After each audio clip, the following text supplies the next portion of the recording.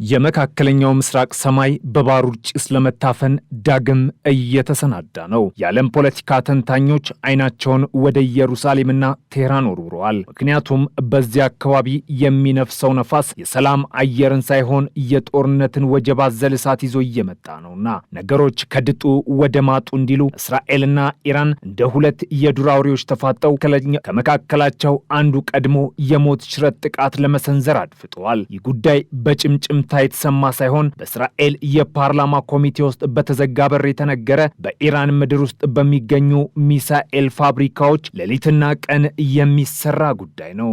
ከቀናት በፊት በእስራኤል ፓርላማ የውጭ ጉዳይና የመከላከያ ኮሚቴ ዝግ ስብሰባ ላይ የተነገረው ነገር የብዙዎችን ልብ የሚያርድ ነበር። የእስራኤል መከላከያ ሰራዊት ከፍተኛ ባለስልጣናት ለሕግ አውጪዎች ባቀረቡት ሚስጥራዊ ሪፖርት ቴህራን ከዚህ ቀደም ታይቶ በማይታወቅ ፍጥነት የባሊስቲክ ሚሳኤል አቅሟን እያሳደገች መሆኗን አጋልጠዋል። ሁኔታው ጅብ ከሄደ ውሻ ጮኸ እንዳይሆን እስራኤል ከፍተኛ ጥንቃቄ እያደረገች ነው። ባለፈው ሰኔ ወር በተካሄደው የ12 ቀናት ጦርነት በኋላ ኢራን እጆቿን አጣጥፋ አልተቀመጠችም። እንደውም የራሷን ህመም እንዳይሽር ቁስሏን እየነካካች የተመቱባትን የጦር መሳሪያ ማከማቻዎች በጥፍ ድርብ አቅም ለመተካት እንደ ጉንዳን ሌሊትና ቀን እየሰራች ነው። የእስራኤል መረጃዎች እንደሚያመለክቱት የኢራን ሚሳኤል ፋብሪካዎች በቀን 24 ሰዓት በሳምንት 7 ቀናት ያለምንም ረፍት እየሰሩ ነው። ዓላማው ግልጽ ነው። በሰኔው ጦርነት ወቅት ኢራን ወደ እስራኤል የተኮሰችው 500 እምብዛም ያልበለጡ ሚሳኤሎች ብቻ ነበሩ።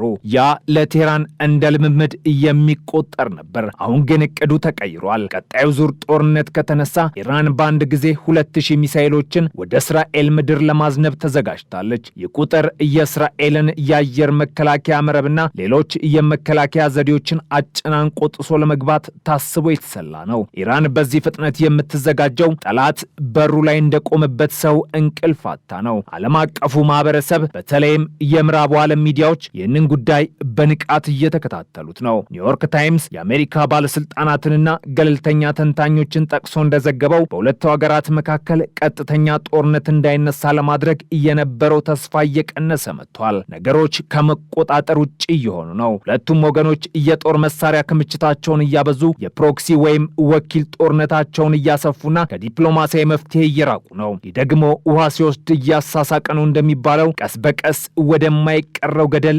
እየገፋቸው ነው። በተለይም እንደ አውሮፓውያኑ አቆጣጠር በ2015 የተፈረመው የኒውክሌር ስምምነት በዚህ ዓመት ጥቅምት ወር ላይ ህልውናው ማብቃቱ ለሁኔታው መባባስ እንደ ቤንዝል ሆኖለታል። የስምምነቱ መፍረስ በቴህራን ላይ አዳዲስ ማዕቀቦችን አስከትሏል። የኒውክሌር ድርድሩም የሞተ ልጅ ሆኖ ቀርቷል። ኢራን በበኩሏ ከፍተኛ ደረጃ ላይ የነበረውን የዩራኒየም ክምችት አውድሜዋለሁ ብትልም እስራኤል ግን ይህንን አባባል የቀበሮ ባህታዊ በማለት ታጣጥሏለች። የእስራኤል የስለላ ተቋማት እንደሚሉት ኢራን ያንን አደገኛ የኒውክሌር ንጥረ ነገር በድብቅ ወደ አስተማማኝና ሚስጥራዊ ቦታዎች አሽሽታለች። የባህረ ሰላጤው ሀገራትም ቢሆኑ ጉዳዩ እንቅልፍ ነስቷቸዋል። ለነሱ ጥያቄው እስራኤል ኢራንን ትመታለች ወይስ አትመታም የሚለው ሳይሆን መቼ ነው የምትመታው የሚለው የጊዜ ጉዳይ ብቻ ነው። በእስራኤል እይታ የኢራን የኒውክሌር ፕሮግራም የህልውና አደጋ ነው። በመሆኑም ወታደራዊ እርምጃ መውሰድ እንደ ምርጫ ሳይሆን እንደ ግዴታ እየታየ ነው። የኢንተርናሽናል ክራይሲስ ግሩፕ የኢራን ፕሮጀክት ዳይሬክተር የሆኑት አሊ ቫኤስ ከውስጥ አዋቂ ምንጮች ያገኙትን መረጃ ሲናገሩም የኢራን ዝግጅት ተራ እንዳልሆነ ይገልጻሉ። ፋብሪካዎቻቸው የሚያመርቱት ሚሳኤል ብዛት ብቻ ሳይሆን የጥራትና የመወንጨፍ አቅሙም አሳሳቢ ነው ብለዋል። በሌላ በኩል የኢራን ስትራቴጂ ግልጽ ነው። እስራኤል የኒውክሌር ፕሮግራሟን እስካላጠፋች ድረስ ጫናዋን እንደማታቆም ኢራን ታውቃለች። ስለዚህ ኢራን ራሷን በከፍተኛ ተጠንቀቅ ላይ አድርጋለች። ምንም እንኳን ባለፉት ዓመታት በተለይም በ12ቱ ቀናት ጦርነትና በሶሪያ መንግስት ለውጥ ምክንያት ኢራን የገነባቸው የሬዚስተንስ አክሲስ ወይም የመከላከያ ግንባር ቢዳከምም አሁንም በክልል ውስጥ አደገኛ ክንዶች አሏት። በየመን የሚገኙ ሁቲዎች፣ በሊባኖስ ያለው ሄዝቦላህና በኢራቅ የሚንቀሳቀሱት የሺአ ሚሊሻዎች ለኢራን እንደ ረጅም እጅ ያገለግላሉ። እነዚህ ኃይሎች ኢራን ከእስራኤል ጋር ባላት ፍጥጫ ውስጥ ያልተመጣጠነ ኃይል እንድትጠቀም አስችሏታል። ነገሩን ይበልጥ አሳሳቢ የሚያደርገው የእስራኤል መንግስት እቅድ ነው። ኩርሰር ኢንፎ የተሰኘው የእስራኤል የዜና አውታር ከፍተኛ የደህንነት ምንጮችን ጠቅሶ እንደዘገበው ቴልአቪቭ በኢራን ላይ ያገዛዝ ለውጥ ለማምጣት እያሰላሰለች ነው ብሏል። ይህ እቅድ የአሜሪካው ፕሬዝዳንት ዶናልድ ትራምፕ ሁለተኛ የስልጣን ዘመን በጥር 2029 ከማለቁ በፊት ሊተገበር እንደሚችል እየተነገረ ነው። የህብሪት የተሞላበት እቅድ ቀጠናውን ወደ ባሰሳት እንዳይዶለውም ተሰግቷል። ኢራን የሚሳኤል አቅሟን ስትገነባ፣ እስራኤል ደግሞ የኢራንን የኒውክለርና የመከላከያ ጣቢያዎች በአይነ ቁራኛ እየተከታተለች ነው። ከናታንዝ በስተደቡብ እየተገነባ ያለውና ፒካክስ ማውንቴን በመባል የሚታወቀው አዲሱ የመሬት ውስጥ የዩራኒየም ጣቢያ ለዚህ ፍጥጫ ማሳያ ነው።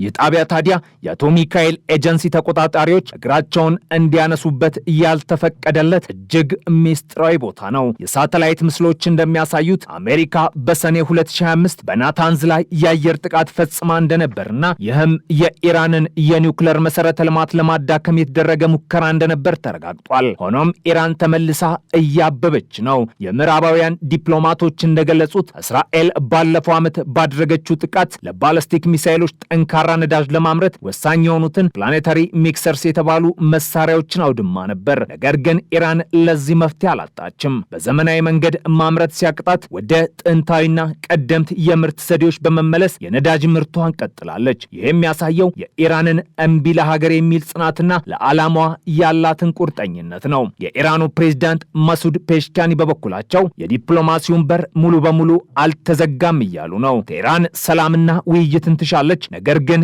ይህ የሚሆነው በጉልበት ተንበርክካ ሳይሆን ሉዓላዊነቷ ተከብሮ እንደሆነ አስረግጠው ተናግረዋል። የኒውክለርና የሚሳኤል ፕሮግራሞቻቸው ከሀገራዊ ክብርና ሉዓላዊነት ጋር የተቆራኙ በመሆናቸውም በፍጹም እንደማይተዋቸው ግልጽ አድርጓል። ይህ አቋም ከእስራኤል ፍላጎት ጋር ሰማይና ምድር ያህል የራቀ ነው። በዚህ መሃል የአሜሪካው ፕሬዝዳንት ዶናልድ ትራምፕ ሚና ግራ የሚያጋባም ሆኗል። በትራምፕ አስተዳደር ውስጥ ያለው አቋም የሚቀያየር ነው። በህዳር ወር መጀመሪያ ላይ ትራምፕ ዋይት ሀውስ ለረጅም ጊዜ ሲክዶ የነበረውን እውነት ተናግረው ነበር። አሜሪካ እስራኤል በኢራን ላይ ላደረገችው ጥቃት ተባባሪ እንደነበረች በይፋ አምኖ ነበር። ነገር ግን ወዲያውኑ መልሰው ማዕቀብ ለማለዘብ ዝግጁ ነን በማለት የዲፕሎማሲውን ካርድ መዘዋል። ከዚያ ቀደም ብሎም በእስራኤል ክኔሴት ተገኝተው ሲናገሩ ደግሞ ከኢራን ጋር አዲስ ስምምነት የመፍጠር ሐሳብ አቅርበው ነበር። ነገር ግን የስምምነቱ ይዘት ምን እንደሆነ በግልጽ አላብራሩም። ጉዳዩን በደመና ውስጥ ነው የተዉት። ይህ የተምታታ አቋም አሜሪካ ወደ ቀጥተኛ ጦርነት ለመግባት እንደማትፈልግ፣ ነገር ግን እስራኤልን ብቻዋን መተው እንደማትችል ያሳያል። ትራምፕ የአሜሪካን ወደ ሌላ የመካከለኛው ምስራቅ ጦርነት የመክተት ፍላጎት እንደሌላቸው ግልጽ ነው። በተለይም በሀገር ውስጥ ካለው የፖለቲካ ትኩሳትና ከዲሞክራቶች ጫና አንጻር ሌላ ጦርነት ለአሜሪካ ኢኮኖሚና ፖለቲካ አደጋ እንደሆነ ይረዳሉ። በእንቅርት ላይ ጆሮ ገድፍ እንዲሉም በዩክሬንና በቬንዙዌላ ያለው አለመረጋጋት ለአሜሪካ ተጨማሪ ራስ ምታት ሆኖባታል። ነገር ግን እስራኤል በራሷ መንገድ እየሄደች ነው። ቴልአቪቭ ይህንን ወቅት የኢራንን አቅም ለማሽመድመድ የተገኘ ብርቅዬ ታሪካዊ አጋጣሚ አድርጋ ትቆጥረዋለች። እስራኤል ጦርነቱን እስከ መጨረሻው ጥግ ለመውሰድ ቆርጣ የተነሳች ትመስላለች። ይህ ደግሞ አሜሪካን ሳትወድ በግድ ወደ ግጭቱ ሊስባት ይችላል።